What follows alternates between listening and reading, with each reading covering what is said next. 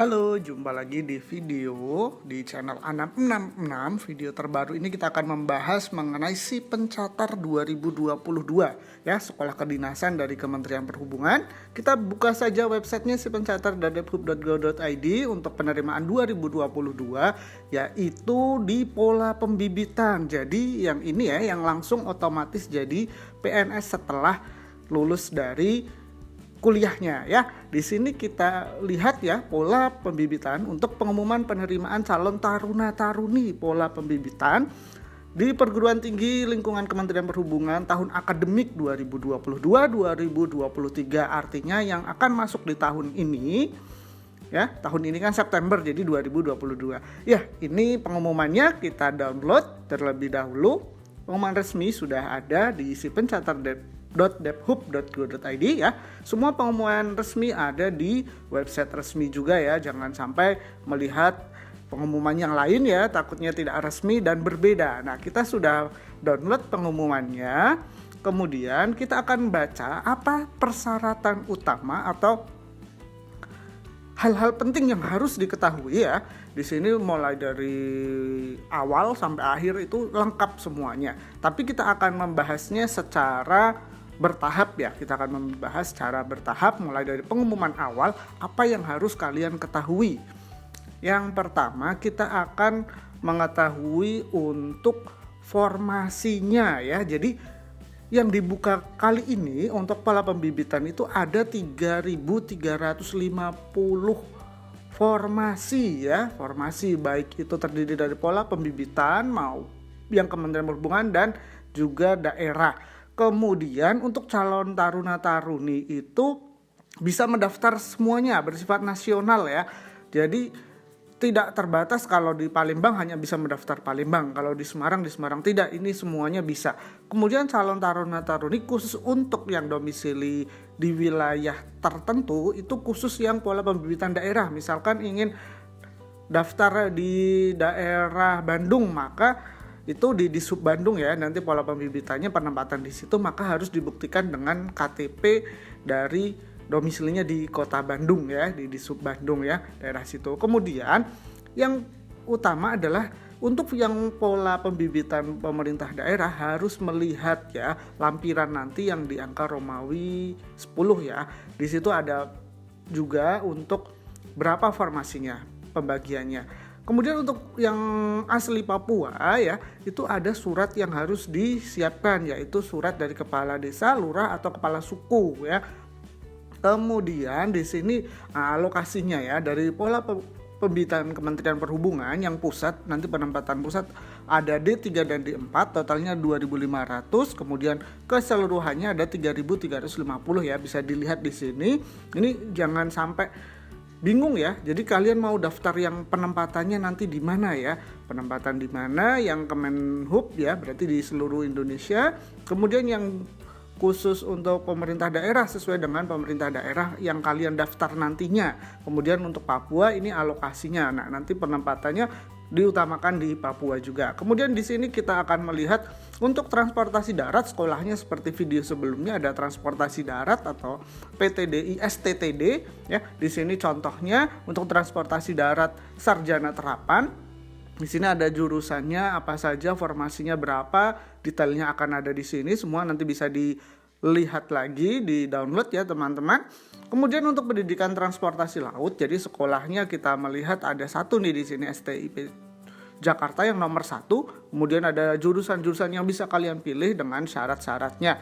Ya, pastikan kalian memilih ya, nanti dipelajari dulu di sini, memilih sesuai dengan yang kalian punya agar administrasinya juga lulus ya, lulus administrasi. Kemudian transportasi udara juga ada banyak sekali di sini. Nah, kita fokus di sini sekarang. Persyaratan apa saja yang bisa atau persyaratan secara umum untuk mendaftarnya? Yang pertama harus WNI, kemudian pastikan kalian usia maksimal 23 tahun ya. Kemudian sebelum itu kita akan melihat untuk SMK, karena kemarin ada yang tanya SMK itu jurusannya apa saja, mungkin SMK sebelumnya atau yang sekarang belum ikut konversi ya. Nah, di sini ada konversi untuk SMK, jadi ada tabel yang resmi kita akan cari tabel resmi, jadi masuk rumpun kategori yang mana, karena di kriteria di sini untuk SMK itu nanti sesuai prodinya ya. Jadi di sini misalkan ada SMK ya, di situ SMK teknik audio video. Nah, di situ ada nggak di spektrumnya? Kalau ada bisa daftar nanti di situ ya. Kita akan melihat terlebih dahulu. Jadi ini persiapan awal ya untuk mendaftar di si pencatat ya. Di situ ada SK untuk sekolah menengah kejuruan dan MA kejuruan. Jadi SMK atau MAK ya. Jadi kalau teman-teman yang lulusan dari SMK atau MAK atau yang akan lulus tahun ini, pastikan dicek terlebih dahulu untuk spektrum dari prodinya ya, spektrum konversi prodinya ya. Di sini kita akan lihat dari nomornya 6/06/DDI3. Nah, kita ketahui nih di sini ada zona integritas Direktorat SMK ya. Karena mungkin SMK karena jurusannya banyak, jadi kita harus menyesuaikan atau menyamakan ya persepsinya. Jadi jurusan-jurusannya, nah ini spektrum keahliannya sesuai per dirjen ya. Untuk tanggal 7/2018 ini masih berlaku sampai dengan sekarang. Mungkin ada beberapa SMK yang belum konversi ya spektrumnya di sini. Nah, ini jadi di sini ada kategori keahliannya, nanti dilihat di download terlebih dahulu. Jadi kalau dibaca langsung nanti mungkin agak susah ya, di download terlebih dahulu. Kita lihat di bawah, kita akan kasih contoh satu misalkan ya. Di sini bidang keahlian, teknologi dan rekayasa itu ada jurusannya apa saja ya, yang kompetensi dari SMK-nya, kompetensi keahliannya. Itu ada semuanya di situ. Kode-kodenya. Jadi nanti ini juga akan untuk mendaftar berikutnya. Jadi kalian masuk di kategori yang mana? Misalkan di kompetensi kalian nggak ada pilihan, berarti kalian bisa pilih yang di sampingnya ya. Misalkan dari kita lihat satu untuk tadi ya teknologi informasi. Nah, nanti sebelahnya apa kalau tidak ada di nanti pendaftaran. Berikutnya usia maksimal tadi 23 tahun dan minimal 16 tahun pada 1 September. Jadi kalau sudah 23 tahun pada sebelum 1 September 2022 nanti, mohon maaf tidak bisa mendaftar. Kalau minimal jadi 16 tahunnya baru setelah 1 September tidak bisa juga. Kemudian khusus D3 manajemen lalu lintas udara itu minimal 18 tahun ya. Jadi minimal saja ya. Yang minimal saja, tapi maksimalnya tetap sama 23 tahun. Jadi kalau kalian yang masih 16 tahun boleh mendaftar ya. Jadi sekarang sudah usia 16 tahun boleh mendaftar di si pencatat ini. Kemudian yang 18 tahun itu boleh mendaftar lalu lintas udara. Kalau yang kurang dari 18 tahun daftar di jurusan yang lain.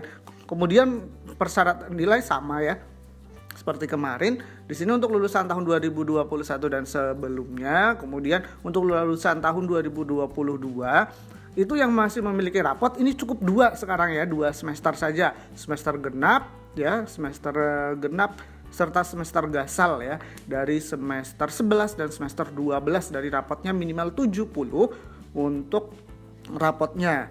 Kemudian untuk yang dari Papua itu nilai minimal ya, khusus pola pembibitan dari Kemenhub untuk teman-teman yang dari Papua minimal 65. Kalau yang lain itu 70 ya, dengan skala 1 sampai dengan 10 sampai dengan 100 mohon maaf nilainya ya. Untuk lulusan tahun 2021 dan sebelumnya, apabila ya jika ijazahnya menggunakan skala 1 sampai 10 untuk nilainya atau skala 1 sampai 4 nanti meminta konversi dari sekolah ya. Jadi kita akan lihat terlebih dahulu kalau misalkan untuk penghitungan yang raport ini ada di websitenya. Kemudian kita klik info panduan, klik panduan ya yang nomor 2. Nah, ini panduan pendaftarannya. Nah, di sini ada tata cara perhitungan rata-rata nilai. Bagaimana cara menghitungnya ya. Di sini ada untuk nilai ujian, rata-rata nilai ujian seperti apa. Contohnya seperti ini. Untuk calon lulusan tahun 2022 nilainya nanti direkap seperti itu. Kemudian nanti ada hasil akhirnya. Kemudian untuk perhitungan rata-rata berikutnya ya, di sini ada lagi untuk yang berbeda ya, misalnya 2017, 2018, 2019 ya. Ini panduannya nanti di sini untuk menghitung nilai rata-rata ijazah maupun raportnya ya. Kurang lebih seperti ini. Jadi komponen dari keahliannya ya, dari ilmu pengetahuan. Kemudian untuk yang konversi angka 1 ya, penilaian angka 1 sampai 10 atau skala 1 sampai 4 itu harus meminta konversi dari sekolahnya. Jadi ada tanda tangan kepala sekolah atau atas nama sekolah. Intinya ada konversi dari sekolahan. Bukan kalian sendiri yang mengkonversi ya, nilai yang dari skala 1 sampai dengan 10 atau skala 1 sampai dengan 5 nanti dikonversi menjadi skala penilaian, nilainya menjadi 10 sampai dengan 100 untuk bisa mendaftar di si Pencatar 2022 ini. Ya, pastikan ya ada surat konversi resmi dari sekolah kalian masing-masing. Kita perbesar lagi. Nah,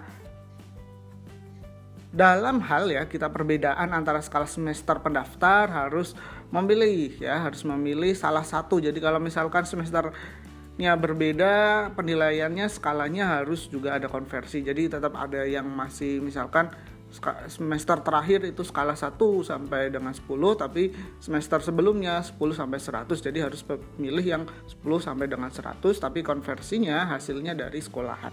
Oke, berikutnya untuk panduan yang lainnya bisa di-download di sipencatat.debhub.go.id. Untuk surat keterangan dari sekolah ya, nanti formatnya dari sekolah masing-masing ya. Kemudian untuk yang tinggi badan minimal untuk laki-laki atau pria 160 dan wanita 155. Kecuali untuk D4 penerbang dan D3 PKP OBU dan lainnya ya. Itu ada 165 minimal dan wanita 160. Jadi untuk berikutnya yang harus dicermati adalah calon taruna-taruni tidak bertato atau bekas tato, kemudian ketajaman penglihatan normal ya, masih normal saja, tidak buta warna saat pendaftaran ya. Jadi tidak buta warna parsial maupun total. Untuk pernyataan harus dibawa ya. Kemudian kalau misalkan masih normal menggunakan kacamata boleh ya. Kemudian berikutnya untuk keterangan berikutnya misalkan ada tindakan yang melanggar, kalian bisa diberhentikan ya, bersedia diberhentikan. Kemudian untuk khusus pola pembibitan Kementerian Perhubungan yang bersedia ditempatkan di seluruh wilayah Indonesia. Jadi untuk Kemenhub semua harus menandatangani ya, nanti bersedia ditempatkan di seluruh Indonesia dari Sabang sampai Merauke. Kemudian pastinya nanti melakukan pembayaran biayanya ya, nanti setiap sekolah berbeda. Nanti dari teman-teman bisa komen ya, mau bahas sekolah mana untuk pembayaran biaya pendidikannya. Ini kita pengumuman terlebih dahulu, komen saja, usulkan kita bahas apa lagi. Kemudian berikutnya kita akan mendownload untuk buku petunjuknya. Jadi untuk melanjutkan ini ada dari BKN. Jadi sebelum ke si pencatar itu ada petunjuk pendaftaran seperti yang kemarin ya. Satu akun untuk satu formasi. Ini ada petunjuknya di sini, bisa kalian pelajari. Jangan lupa subscribe dari channel ini dan komen apabila ingin mengusulkan pembahasan apa lagi. Oke, sekian, terima kasih.